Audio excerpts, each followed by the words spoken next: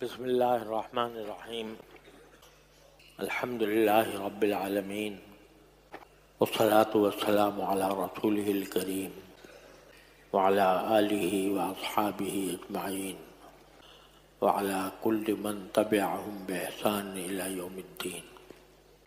حضرات اساتذہ کرام اور میرے طالب علم ساتھیوں، السلام علیکم ورحمۃ اللہ وبرکاتہ۔ اللہ جل جلالہ کا عظیم احسان اور کرم ہے کہ آج ہمارا تعلیمی سال اختتام اور تکمیل کو پہنچ رہا ہے، اور زمانہ جس تیز رفتاری سے گزر رہا ہے تو ایسا معلوم ہوتا ہے کہ کل افتتاح ہوا تھا اور آج اس کی تکمیل ہو رہی ہے۔ اللہ تبارک و تعالی کا کس زبان سے شکر ادا کیا جائے کہ اس نے یہ پورا سال عافیت، اطمینان، سکون اور دل جمعی کے ساتھ پورا کرنے کی توفیق عطا فرمائی۔ جب اللہ تبارک و تعالیٰ کی رضا کی خاطر کوئی کام تکمیل کو پہنچے تو دو چیزوں کا اہتمام ہمیں قرآن و سنت نے بتایا ہے۔ ایک، اس کی تکمیل پر اللہ جل جلالہ کا شکر ادا کرنا، اور دوسرے، اس کام کے انجام دہی میں جہاں کہیں کوئی کوتاہی، کمی رہ گئی ہو، اس پر اللہ تبارک و تعالیٰ سے استغفار کرنا۔ اس موقع پر ہمیں ان دونوں کاموں کا اہتمام کرنا چاہیے۔ اللہ جل جلالہ کا شکر اور اپنی کمی کوتاہی پر استغفار۔ اللہ تعالی ہمیں اس کی توفیق عطا فرمائے۔ اب اس تکمیل سال کے بعد طلباء اپنے اپنے گھروں کو چلے جائیں گے۔ طلباء کی بڑی تعداد اپنے اپنے گھروں کو چلی جائے گی۔ بہت سے اساتذہ کرام بھی ایسے ہیں جو چھٹیوں میں اپنے گھر چلے جاتے ہیں یا کسی اور مقام پر چلے جاتے ہیں۔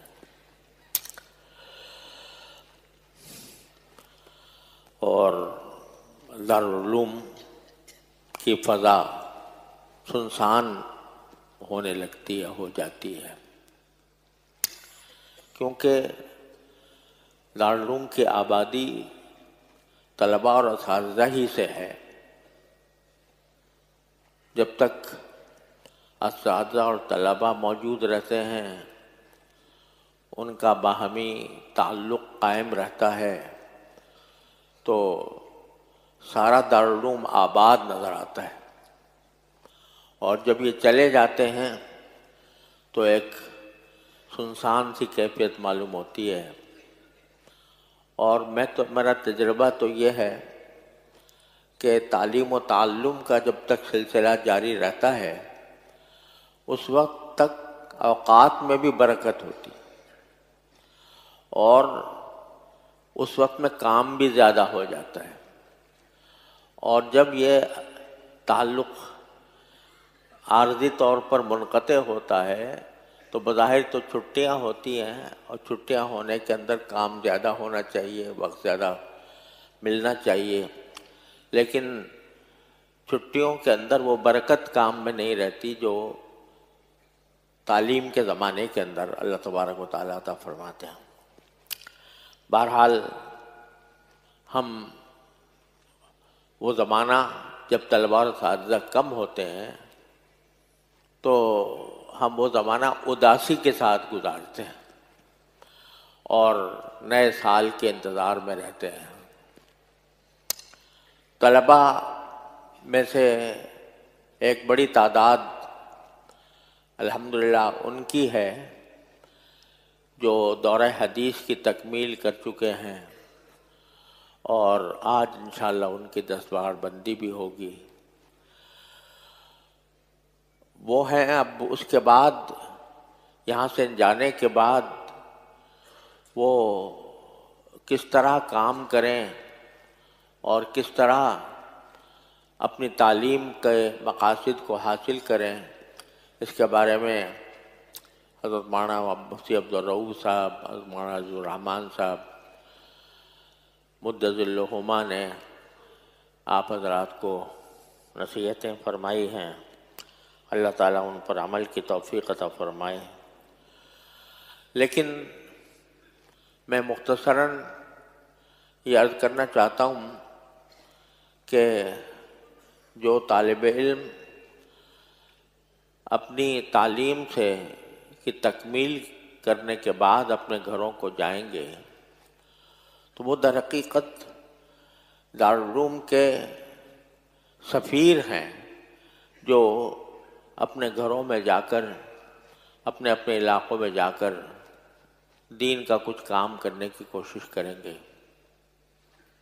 تو پہلی بات یہ سمجھ لیجئے کہ یہ سال کے شروع میں بھی آپ کو یہ یاد دلایا گیا تھا، اور یہ بات ہر وقت مستحضر بھی رہنی چاہیے کہ ہمارے ہاں تعلیم کا مقصد پیسہ کمانا نہیں ہے۔ تعلیم کا مقصد دنیاوی مناصب حاصل کرنا نہیں ہے۔ تعلیم کا مقصد شہرت کا حصول نہیں ہے، بلکہ اصل مقصود عام طور سے دل میں زبان پر یہ بات آتی ہے کہ تعلیم حاصل کرنے کا مقصد دین کی خدمت ہے۔ بے شک یہ ایک بڑی خدمت ہے، لیکن اس سے پہلا مقصد خود اپنی اصلاح ہے۔ پڑھنے کا مقصود، اصل مقصود خود اپنی اصلاح ہے کہ ہم جب دین کا علم حاصل کریں تو اپنی زندگی کو سنت کے مطابق بنائیں، اپنے ہر عمل میں، ہر ادا میں ہمارے سنت کی جھلک موجود ہو۔ یہ اصل مقصود ہے۔ اور جب تک یہ صفت حاصل نہیں ہوتی، اس وقت تک آگے دین کی خدمت کا راستہ بھی مشکوک ہو جاتا ہے۔ ایک عالم جو خود اپنے علم پر عمل پیرا نہ ہو، جس کی نمازیں قضا ہوتی ہوں، جو نمازوں کے اندر جس چیز کا اہتمام کرنے کا قرآن و سنت نے حکم دیا ہے کہ نمازوں میں خشوع ہونا چاہیے، نماز جماعت کے ساتھ ادا کرنی چاہیے، نماز کو اللہ تعالیٰ کی رضا کے تحت پڑھنا چاہیے، بلکہ اس طرح پڑھنا چاہیے کہ انکا تراہ فإن لم تکن تراہ فإنہ یراک۔ یہ سب پڑھ کر جو علم حاصل کیا، اگر اس کا کوئی عکس اپنی زندگی میں نہیں آیا تو وہ علم محض ایک کاغذی علم ہے، اس کی وہ علم حقیقی علم نہیں ہے جو انسان کو عمل کے اوپر آمادہ نہ کرے۔ لہذا سب سے پہلی چیز تمام ہم سب کو، ہم چاہے پڑھانے والے ہوں یا پڑھنے والے ہوں، ہم سب کو اس کا جائزہ لینا چاہیے کہ اس علم کا کیا عکس ہماری زندگی میں آیا۔ عبادات میں، معاملات میں، معاشرت میں، اخلاق میں ہمارے اندر کوئی تبدیلی پیدا ہوئی یا نہیں ہوئی۔ اگر ان میں تبدیلی پیدا نہیں ہوئی، اس میں سنت کی کوئی جھلک نہیں آئی، تو یہ دستار اور یہ سند، اس کی کوئی حقیقت نہیں، اس کی کوئی اصلیت نہیں، اس کا کوئی فائدہ نہیں۔ فائدہ اس وقت ہو جب کہ علم حدیث پڑھنے کے بعد اور یہ دستار فضیلت اپنے سر پر لگانے کے بعد ہم سنت کا نمونہ نظر آئیں، ہمارا ظاہر بھی، ہمارا باطن بھی، ہمارے اعمال بھی، ہماری عبادتیں بھی، ہماری معاشرت بھی، ہمارے اخلاق بھی وہ سنت کے مطابق ہوں، تو بے شک یہ دستار سجتی ہے، یہ ایک زینت ہے، یہ ایک اعزاز ہے، یہ ایک قابل فخر چیز ہے۔ لیکن اگر خدا نہ کرے اس میں کمی آئی تو پھر اس کا کوئی حاصل اور کوئی وصول نہیں۔ یہی وجہ ہے کہ ہمارے تمام بزرگ جن کے ہم نام لیوا ہیں، جن کے نام پر ہم جیتے ہیں، ان میں سے کوئی ایسا نہیں ہے جو تعلیم حاصل کرنے کے بعد کسی اللہ والے سے اس نے اپنا تعلق نہ جوڑا ہو، اپنی اصلاح کرنے کے لیے، اپنے اخلاق کو درست کرنے کے لیے، اپنے رذائل کو ختم کرنے کے لیے، فضائل کو حاصل کرنے کے لیے وہ کسی نہ کسی اللہ والے سے اپنا تعلق جوڑتے تھے، تاکہ جو کچھ پڑھا ہے اس پڑھے ہوئے علم کا اثر ہماری اپنی عملی زندگی کے اندر آئے۔ اس لیے میں سارے اپنے ساتھیوں سے جو اس سال دور حدیث کی تکمیل کر رہے ہیں، پہلی گزارش یہ کرتا ہوں کہ اس طرف متوجہ ہوں اور خود رائی سے کوئی کام نہ کریں، اس میں اپنے اکابر کے طریقے زندگی کو اپنائیں اور اس کو اپنے لیے مشعل راہ بنائیں، کسی اللہ والے سے اپنا تعلق جوڑیں اور اس سے اپنی اصلاح کرائیں، اس سے تزکیہ کرائیں۔ اس کے بغیر علم جو ہے وہ محض ایک خول ہے جس کے اندر کوئی روح نہیں ہے۔ لہذا پہلی میری گزارش اپنے ساتھیوں سے یہ ہے کہ وہ اپنے آپ کو کامل مکمل نہ سمجھیں کہ دستار بن گئی اور امتحان میں اچھا نمبر حاصل ہو گئے تو بس ہم کامل مکمل ہو گئے، بلکہ میں تو سمجھتا ہوں کہ طالب علمی کا آغاز اب ہوا ہے، حقیقی طالب علمی کا، اور اس کے اندر اپنے سب سے پہلا کام یہ ہے کہ اپنے حالات کی اصلاح کرنے کے لیے کسی بڑے کو اپنا سربراہ بنائیں، اپنا رہنما بنائیں، اپنا مرشد بنائیں اور اس کے تحت اپنی زندگی گزاریں۔ اور اگر جب تک یہ بات حاصل نہ ہو، یعنی کوئی شیخ ملے نہیں، تو اس وقت تک ہمارے بزرگوں نے فرمایا ہے کہ جب تک کسی کو شیخ میسر نہ آئے تو وہ اللہ والوں کے سمانے، اللہ والوں کی حالات زندگی، اللہ والوں کی ملفوظات، یہ بسا اوقات شیخ کے قائم مقام ہو جاتے ہیں اس وقت جب کہ انسان کو کوئی شیخ براہ راست میسر نہ ہو۔ مجھے انتہائی افسوس ہوتا ہے اس بات پر کہ جن بزرگوں کے ہم نام لیوا ہیں اور جن کے نام کی ہم در حقیقت اگر کھا جائے تو نام کی روٹیاں کھاتے ہیں، ان کے حالات سے بے خبر ہیں۔ ہمارے سارے جتنے مدارس دینیہ ہیں، ان کی جو بنیاد ہے وہ دارالعلوم دیوبند ہے، اور دارالعلوم دیوبند کے اساتذہ کے جو بانی ہیں حضرت مولانا محمد قاسم نانوتوی رحمۃ اللہ علیہ، حضرت مولانا رشید احمد صاحب گنگوہی رحمۃ اللہ علیہ، حضرت مولانا یعقوب نانوتوی رحمۃ اللہ علیہ، ان حضرات کے حالات سے واقفیت نہیں، جانتے نہیں یہ کون ہیں اور ان کے حالات کیا تھے، انہوں نے زندگیاں کیسے گزاری ہیں، دارالعلوم کیسے قائم ہوا تھا، کن مقاصد کے تحت قائم ہوا تھا، اور اس کے بعد پھر دارالعلوم کے اندر جو خدمات انجام پائیں وہ کن شخصیتوں نے انجام دیں اور کس حالات سے گزرے، اس سے واقفیت ہمارے اساتذہ و طلباء کو بھی بسا اوقات طلبہ کو بھی نہیں ہوتی، اساتذہ کو بھی نہیں ہوتی۔ یہ بہت بڑا نقص ہے جو ہمارے اندر پایا جاتا ہے۔ تو میں وصیت کرتا ہوں اپنے ساتھیوں کو جو فارغ ہو رہے ہیں وہ خاص طور پر، اور جو ابھی زیر تعلیم ہیں عمومی طور پر، کہ ان بزرگوں کے حالات زندگی کو، ان کے ملفوظات کو اپنا حرز جان بنائیں۔ ہر شخص ہم میں سے جائزہ لے کر دیکھ لے اپنا، کہ کتنے ایسے ہیں کہ ہم نے حضرت نانوتوی کی سوانح پڑھی، ان کے حالات زندگی سے واقفیت حاصل کی، ان کے ملفوظات پڑھے۔ حضرت گنگوہی رحمۃ اللہ علیہ کی کتنی معلومات ہمیں حاصل ہیں۔ کبھی تذکرۃ الرشید پڑھنے کی نوبت آئی، کبھی ان کے حالات کو جانچا، دیکھا کہ کس طرح وہ اس مقام تک پہنچے۔ کبھی حضرت حکیم الامت مولانا اشرف علی صاحب تھانوی رحمۃ اللہ علیہ کے ہم خاص طور پر نام لیوا ہیں، ان کے حالات پڑھے۔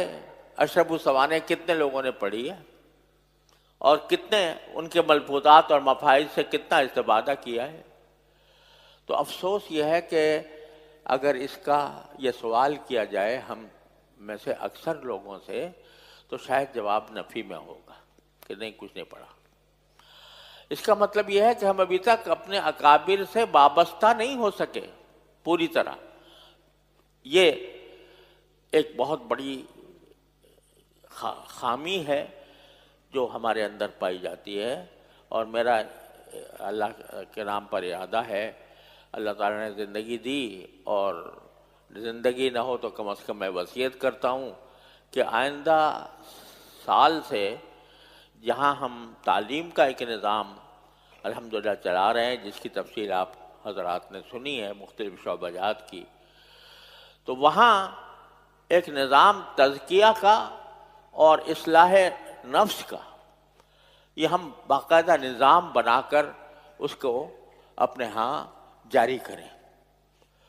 یعنی علم کے ساتھ، جو ظاہری علم ہے اس کے ساتھ جب تک اس کی روح نہیں ہوگی تو اس وقت تک وہ علم ادھورا ہے، خول ہے، اندر روح نہیں ہے۔ اس روح کو پیدا کرنے کے لیے میرے ذہن میں بہت اس کا تقاضا ہے کہ اگلا جب تعلیمی سال ہم شروع کریں، پتہ نہیں میں اس وقت زندہ ہوں یا نہ ہوں، میں تو وصیت کرتا ہوں اگر زندہ نہ ہوں، کہ ایک ایسا نظام بنایا جائے کہ جس میں تربیت اور اخلاق کی تربیت اور تزکیہ کا اہتمام ہو۔ میں اپنے سارے ساتھیوں سے یہ درخواست کرتا ہوں کہ اگر میں زندہ نہ ہوں تو اس اگلے سال سے خاص طور پر تعلیم کے ساتھ تربیت کا ایک نظم سوچ سمجھ کر بنایا جائے جو قابل عمل بھی ہو اور مؤثر بھی ہو۔ اس کے بغیر ہم ایک خول ہیں اور اس کے اندر روح موجود نہیں ہے۔ تو اس لیے میں اپنے تکمیل کرنے والے ساتھیوں کو بھی یہ گزارش کرتا ہوں کہ وہ اپنے آپ کو جا کر کسی اللہ والے سے وابستہ کریں، اور جب تک وہ نہ میسر ہو تو یہ جو کمی میں بتا رہا ہوں، اپنے اکابر سے تعلق کی کمی، اس کو دور کریں۔ آج افسوس یہ ہے کہ ہمارے طبقے کے اندر جو ہے وہ نعروں کا زور ہے اور جذبات کا زور ہے، لیکن جو اس کی روح تھی وہ رفتہ رفتہ مٹ رہی ہے۔ لہذا میں وصیت کرتا ہوں کہ آپ حضرات اپنے جگہوں پر جا کر اپنے اکابر کے حالات پڑھیں۔ حضرت شیخ الحدیث صاحب مولانا محمد زکریا صاحب رحمۃ اللہ علیہ کی آپ بیتی عجیب و غریب تذکرہ ہے ان سب اکابر کا، وہ اپنے مطالعے میں رکھیں۔ حضرت تھانوی رحمۃ اللہ علیہ کے مواعظ اور ملفوظات، پہلے ملفوظات اور پھر مواعظ، ملفوظات پڑھنے میں زیادہ آسان ہے، مواعظ میں تھوڑی سی دشواری ہوتی ہے، لیکن مواعظ جو ہیں وہ جو دین کی جو سمجھ، دین کی جو فکر اور انسان کو اپنی اصلاح کے جو طریقے اس سے معلوم ہوتے ہیں، وہ آج آپ کو کہیں اور نہیں ملیں گے. اس کو اپنا حرز جان بنائیں. تو سب سے پہلا کام جو ہے وہ ہم سے جب پوچھا جاتا ہے تو بعض اوقات ہمارے زبان سے نکل جاتا ہے کہ دین کی خدمت. لیکن دین کی خدمت تو اس وقت ہوگی جب خود اپنی خدمت ہو جائے، اپنی اصلاح ہو جائے، ہمارے اندر جو رذائل ہیں وہ دور ہو جائیں، ہمارے اندر حسد نہ ہو، ہمارے اندر بدگمانی نہ ہو، اس میں ہمارے اندر اخلاق رذیلہ نہ ہو، تو بے شک پھر اس کام کے اندر برکت ہوتی ہے اور اس کام کارآمد ہوتا ہے.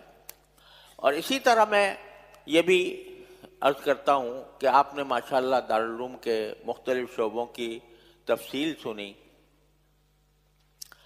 اور ہر توبے کے اندر کیا کام ہو رہا ہے، کتنے لوگ کام کر رہے ہیں، کن کن شعبوں کے اندر یہاں الحمدللہ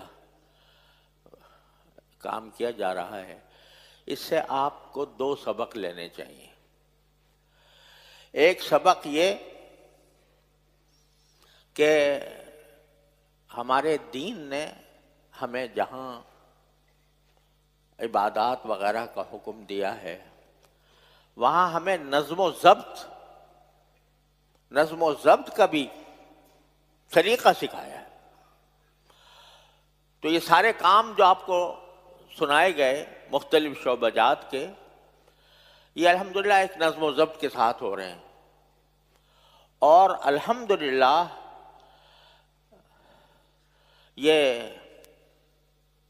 کہنے میں شاید مبالغہ نہیں ہوگا کہ ہر شعبے کا ایک خاص طریقہ ہے، اس کا انتظام ہے، اس کے مدارج ہیں، اس کے مطابق کام چل رہا ہے. طلبہ کو تو پتہ بھی نہیں چلتا کہ کس طریقے سے کام ہو رہا ہے، لیکن الحمدللہ یہ نظم و ضبط جو آپ نے یہاں پر دیکھا، اس کو اپنی زندگی کا محور بنائیں. جو کام ہو نظم و ضبط کے ساتھ ہو، للہیت کے ساتھ ہو اور نظم و ضبط کے ساتھ ہو. پھر ایک یہ بھی آپ اس پر بھی غور فرمائیے کہ جتنے شعبہ جات آپ نے سنے اور اس میں کتنا بڑا عملہ کام کر رہا ہے، اور الحمدللہ ہمارے ہاں عملے کی تنخواہوں کا معیار بھی الحمدللہ دوسری جگہ سے بہتر ہے. آپ اندازہ لگائیے کتنا خرچہ ہوتا ہوگا. یہ اتنے شعبے، اتنے عملے کے الفاظ، اتنے اساتذہ، اتنی معلمات، اتنے کارکن، اتنا اسٹاف، اتنا عملہ، اور مطبخ اور دارالاقامہ اور سب چیزیں. آپ ذرا ویسے ہی سوچیں کتنا ہوگا خرچہ اس کا. تو آپ جب ایک بات یہ سوچیں کہ خرچہ کتنا ہے، تو میں آپ کو اگر بتاؤں تو آپ شاید حیران رہ جائیں کہ ہر مہینے کا خرچہ کتنا ہوتا ہے. وہ تو میں جانتا ہوں، جس پر چیک پر دستخط کر کے جو ہر مہینے پیسے دارالعلوم کے اکاؤنٹ سے نکالے جاتے ہیں ماہانہ اخراجات کے لیے، وہ کروڑوں میں ہے. کوئی اگر پوچھے یہ کروڑوں روپے کہاں سے آ رہے ہیں، تو بخدا میرے پاس جواب نہیں ہے کہ کہاں سے آ رہے ہیں. میرے پاس جواب نہیں ہے کہ کہاں سے آ رہے ہیں. یہ سارے اخراجات ان تمام شعبوں کے، اس کا اگر مجھ سے کوئی پوچھے کہ آپ یہ بتائیں کہ آپ کے ذرائع آمدنی کیا ہیں، تو سوائے چند دکانوں کے یا مختلف شیڈوں کی جو کچھ آمدنی آ رہی ہے اس کا تو میں بتا سکتا ہوں. اتنی فلاں جگہ سے کرائے کی آ رہی ہے، اتنی فلاں جگہ سے کرائے سے آ رہی ہے، مگر وہ ساری ملا کر پورے اخراجات کا 50واں حصہ بھی نہیں جو محدود آمدنی ہے۔ یہ کیوں؟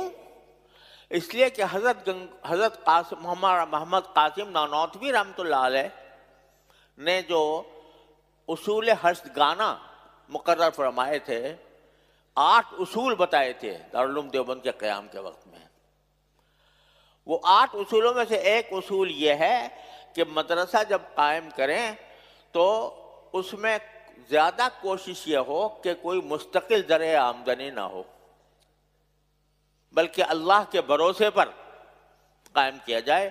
اللہ کے لیے ہوگا، اللہ کے بھروسے پر ہوگا تو اللہ تبارک و تعالیٰ خود اس کا اسباب پیدا فرما دیں گے۔ میں اگر قسم کھا کر بھی کہوں تو انشاءاللہ خانس نہیں ہوں گا کہ کبھی کسی سے چندے کی اپیل ہم نے نہیں کی، کسی سے چندے کی اپیل ہم نے نہیں کی، نہ میں نے، نہ میرے پیشرو حضرت مولانا مفتی احمد رفیع عثمانی صاحب نے، نہ حضرت والد صاحب قدس اللہ تعالی سرہ نے کسی سے کہا ہو کہ بھائی اس کام کے لیے آپ پیسے دے دیں، کبھی نہیں کی، نہ شخصی اپیل نہ عمومی اپیل ہم نے نہیں کی، اور اللہ تعالیٰ نے اپنے فضل و کرم سے یہ نظام جاری کر دیا۔ لوگ حیران ہیں، لوگ پوچھتے ہیں، اور خاص طور سے آج لوگ جو مدارس کے پیچھے پڑے ہوئے ہیں تمہارے پاس پیسہ کہاں سے آتا ہے؟ تو اللہ تعالیٰ کے فضل و کرم سے آ رہا ہے، اور اس لیے آ رہا ہے کہ ہمارے والد ماجد بانی دارالعلوم رحمۃ اللہ علیہ جب تعمیرات کا کام شروع ہوا تو تعمیرات کے اندر پیسے بہت چاہیے تھے۔ والد صاحب نے فرمایا جتنے پیسے ہیں اتنی بنا لو۔ ایک موقع پر موقع ایسا آیا کہ تعمیر کے لیے مزید پیسے نہیں تھے، ناظم تعمیرات نے کہا جی بس اب پیسے نہیں ہیں آگے۔ والد صاحب نے کہا نہیں ہے تو روک دو، ختم، ہمارے کے ذمہ کوئی فرض عین نہیں ہے کہ ہم اس کو جاری رکھیں، کسی طرح بھی چندہ مانگ کر دوسرے لوگوں سے اپیل کر کے ہمارے ذمہ نہیں ہے، جتنا ہو گیا، اب اور جب اللہ تعالیٰ دے گا تو اور بنا لیں گے۔ اللہ کا کرنا ایسا ہوا، اس کے کچھ دنوں کے بعد ایک صاحب آ گئے، انہوں نے کہا جی میں ریاض سے آیا ہوں اور مجھے کچھ دل چاہ رہا ہے صدقہ جاریہ میں پیسے لگانے کا، تو وہ صدقہ جاریہ میں پیسے لگانے کے لیے آپ بتا دیں۔ وہ والد صاحب نے بتا دیا کہ یہ ایسا ہے، اگر اب لگانا چاہے لگا دو۔ یہ جو آپ کو تعمیرات اتنی نظر آ رہی ہیں دارالعلوم کی، بعض لوگ، افسوس ہے کہ بدگمانی کی بنا پر یہ جملہ بھی میرے کان میں پڑا بعض لوگوں کی طرف سے کہ ان کے بینکوں سے تعلقات ہیں، لہذا انہوں نے بینکوں کی آمدنی ہے اس سے یہ انہوں نے تعمیرات کھڑی کر لی ہیں۔ میں آپ سے اگر یہ حلفاً کہوں تو خانس نہیں ہوں گا کہ کسی بینک سے ایک پیسہ ہم نے وصول نہیں کیا کسی تعمیر کے لیے۔ ایک ایک عمارت دارالعلوم کی، وہ بعض اوقات پوری عمارت ایک آدمی کی۔ یہ دارالاقامہ اتنا بڑا جو آپ کو نظر آ رہا ہے، یہ مل کر زیادہ سب ملا کر 3 آدمیوں کی ہوگی، 3 آدمیوں نے بنایا۔ دارالحدیث جو آپ کو نظر آ رہا ہے ایک آدمی نے بنایا، دارالقرآن جو نظر آ رہا ہے ایک آدمی نے بنایا۔ تو جو یہ سارا کچھ اللہ تبارک و تعالیٰ کے فضل و کرم سے ہو رہا ہے، اس اصول ہرشگانہ جو حضرت نانوتوی رحمۃ اللہ نے مقرر فرمائے تھے، ان اصول ہرشگانہ پر اللہ نے عمل کی توفیق عطا فرمائی، اللہ تعالیٰ نے یہ برکت عطا فرما دی۔ آج بھی ہمیں نہیں پتا کہ اگر اس مہینے کے اوپر جو اخراجات ہوں گے تو وہ ہم کہاں سے ہمارے پاس آئیں گے۔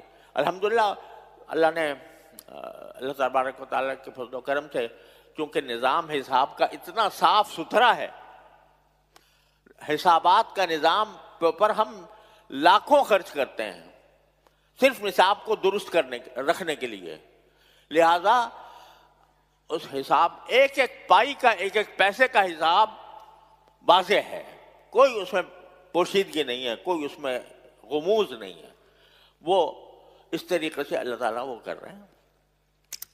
تو میرے بھائیوں، یہ گزارش یہ ہے کہ یہ اللہ تبارک و تعالی ہمارا جو سارا نظام ہے وہ اصل میں اللہ جل جلالہ کے توکل پر چلتا ہے، اللہ تعالیٰ پر بھروسہ کر کے چلتا ہے۔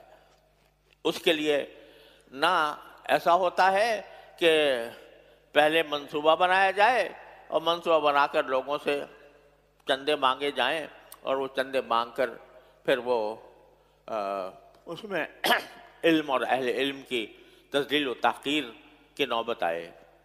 اللہ تعالیٰ کے فضل و کرم سے بڑے بڑے عمراء، بڑے بڑے دولت مند خود وقت لے کر آتے ہیں، وقت نہیں ملتا ان کو ملنے کا، اور مل کر وہ کر لیتے ہیں۔ تو یہ سب کیا ہے کہ ہمارے بزرگوں نے جو ایک نظام بنایا ان مدارس کا، وہ یہ ہے، پہلا اصلاح، اپنی اصلاح، جس میں معاملات کی اصلاح بھی شامل، جس میں معاشرت کی اصلاح بھی شامل، جس میں اخلاق کی اصلاح بھی شامل، اور پھر بھائی جب اپنے آپ کو درست کر لیا کی کوشش کر لی تو پھر دوسروں تک اس کو بات کو پہنچانا۔ تو آپ اب جائیں گے، اب ہم سے لوگ پوچھتے ہیں، بڑے بڑے جو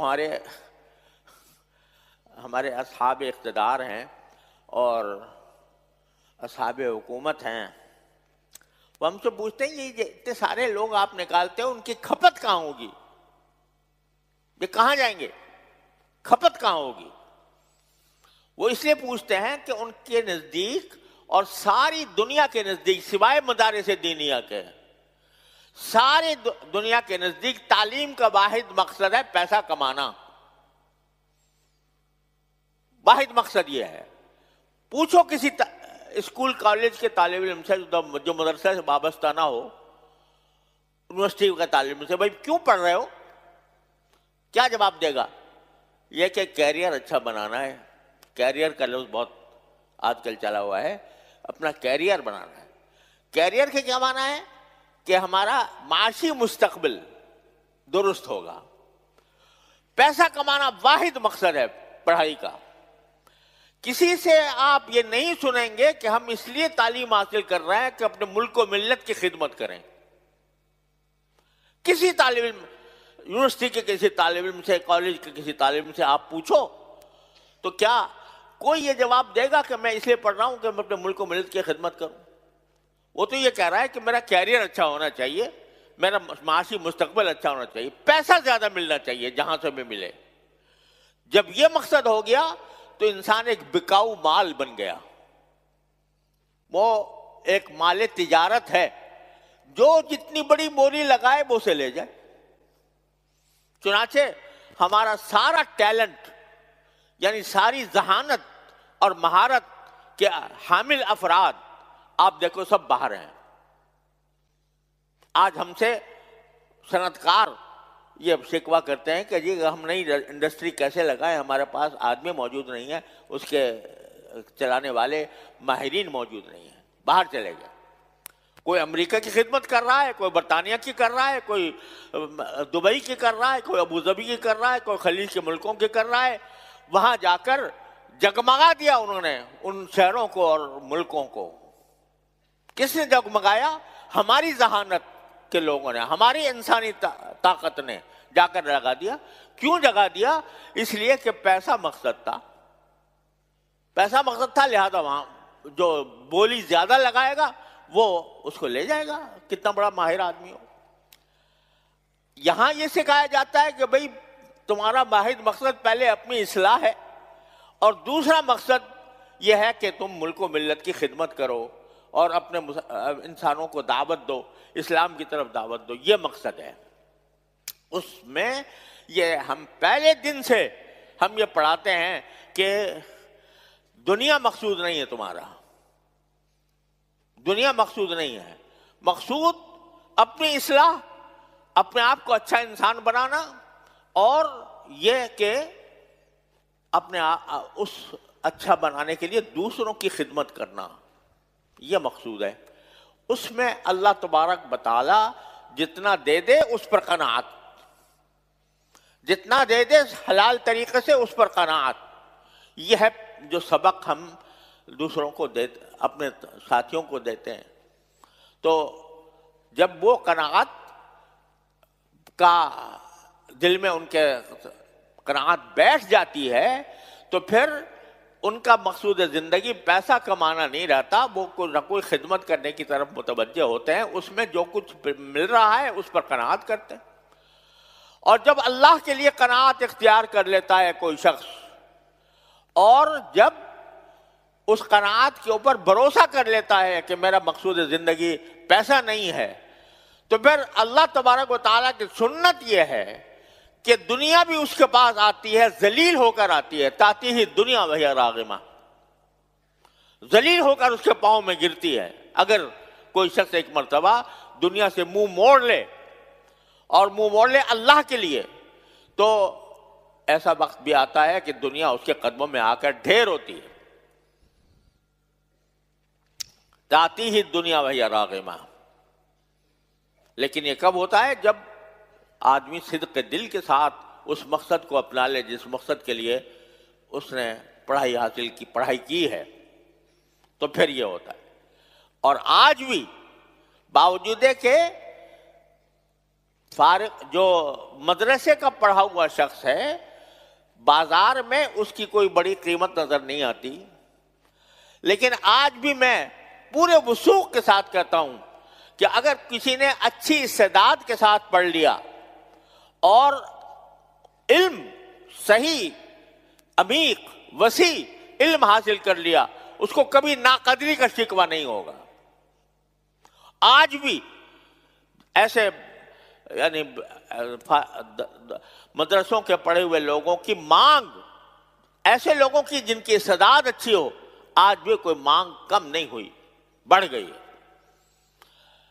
تو اس لیے لیکن مقصد یہ نہیں ہے، مقصد اپنی اصلاح اور دوسروں تک بات کو پہنچانا. بات میری تھوڑی لمبی ہو گئی، لیکن یہ بات میں چاہتا تھا کہ اچھی طرح آپ حضرات کے ذہن میں بیٹھ جائے کہ مقاصد کیا ہیں ہمارے. آج ہم سے کہا جاتا ہے کہ بھائی تم ایسے مدرسے کو لیے بیٹھے ہو کہ جن کے آدمی جائیں گے تو ان کی کھپت کہاں ہوگی. ارے بھائی ہمارا مقصود معاشی خوشحالی کبھی بھی نہیں رہا، لیکن اللہ تبارک و تعالیٰ خنزیروں کو رزق دیتے ہیں، کتوں کو دیتے ہیں، پرندوں کو دیتے ہیں، تو ہمارے دین پڑھنے والے کو نہیں دیں گے؟ ہاں یہ ضرور ہے کہ کبھی تنگی بھی آئے گی، کبھی ترشی بھی آئے گی، انبیاء پر بھی آئی ہے، صحابہ کرام پر بھی آئی ہے، لیکن ہمارا مقصود زندگی اس کی وجہ سے تبدیل نہیں ہو سکتا. تو میرے بھائیوں، جو فارغ ہو رہے ہیں وہ ان باتوں کو اچھی طرح ذہن نشین کر لیں. واقع دنیا میں جاؤ گے تو پھر طرح طرح کی بولیاں تمہارے سامنے آئیں گی، تو اپنے اس مقصد زندگی کو اچھی طرح ذہن نشین کر لو اور اللہ سے رشتہ جوڑو، اللہ کے ساتھ تعلق قائم کرو. رجوع اللہ، تعلق مع اللہ، اس کو اپنا سب سے بڑا سرمایہ سمجھو گے تو انشاءاللہ اللہ تعالیٰ کہ تمہیں کبھی رسوا نہیں کریں گے انشاءاللہ تعالیٰ. اور جو ساتھی ایسے ہیں کہ جو اس سال ان کی تکمیل نہیں ہوئی، یعنی ابھی دوسرے درجات میں پڑھ رہے ہیں، ان سے بھی میں یہ گزارش کرتا ہوں کہ اب چھٹیوں کا زمانہ آئے گا، تو یہ ساری باتیں آپ بھی ذہن نشین رکھو جو آپ کو اس وقت کہی گئی ہیں. بزرگوں کے حالات پڑھا کرو، سوانے پڑھا کرو، وقت کو بیکار نہ گزارو، وقت کو کام میں لاؤ، اپنے بزرگوں کے حالات پڑھو، صحابہ کرام کے حالات پڑھو، اور پھر ساتھ ساتھ جو اگلے سال پڑھنا ہے اس کی کچھ تیاری چھٹیوں کے اندر کر سکو تو وہ کرو. اس طرح یہ چھٹیوں کا وقت کارآمد بنانا چاہیے. تو اس طرح اگر آپ چھٹیوں کو کارآمد بنائیں گے تو انشاءاللہ آپ کی آئندہ تعلیم کے اندر بھی مددگار ہوں گے. اور جو باتیں میں نے عرض کی ہیں وہ جس طرح ان کے لیے سچی ہیں جو دور حدیث کی تکمیل کر چکے ہیں وہ ان طلباء کے لیے بھی ہیں جو ابھی تعلیم حاصل کر رہے ہیں۔ مقصود زندگی سمجھ لو اور اپنی نیت کو صحیح کر لو اور اپنے آپ کو صحیح سچا پکا مسلمان بننے کی پوری کوشش کرو۔ عالم بننا ضروری نہیں، سچا پکا مسلمان بننا ضروری ہے، اس کو اختیار کرو۔ یہاں رہتے ہوئے جو اپنے اساتذہ کرام کی تربیت آپ کو ملی ہے اس کا مظاہرہ آپ کی عملی زندگی میں جا کر ہونا چاہیے۔ جب آپ اپنے خاندان میں پہنچو گے، اپنے عزیز اعزا احباب میں پہنچو گے تو وہ تم سے کوئی مباحث نہیں پوچھیں گے، لیکن تمہارے کردار کو دیکھیں گے، تمہارے عمل کو دیکھیں گے۔ یہ پہلے نمازوں کا اہتمام نہیں کرتا تھا، اب کرتا ہے یا نہیں؟ پہلے جھوٹ بولتا تھا، اب جھوٹ چھوڑ دیا کہ نہیں چھوڑ دیا؟ پہلے یہ لڑائی بہت کیا کرتا تھا، اب لڑائی اس کے اندر کمی آئی ہے کہ نہیں؟ یہ چیز دیکھی جائے گی، تو اس کے لیے اپنے آپ کو تیار رکھو۔ بس یہ چند گزارشات مجھے آپ حضرات سے کرنی تھی۔ اللہ تبارک و تعالیٰ اپنے فضل و کرم سے مجھے بھی، آپ کو بھی، سب کو اس پر عمل کرنے کی توفیق عطا فرمائے۔ اب انشاءاللہ تعالیٰ دستار بندی شروع کریں گے۔ دعا پہلے کر لیں، دستار بندی پہلے دعا ہو جائے۔ اچھا بھائی سب مل کے دعا کر لو۔ اللہم لک الحمد حمدا،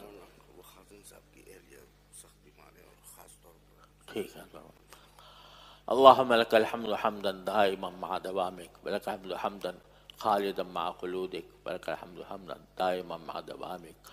اللہم لک الحمد حمدا لا يريد قائله الا رضاک، ولک الحمد حمدا طرفة كل عین وتنفس كل نفس۔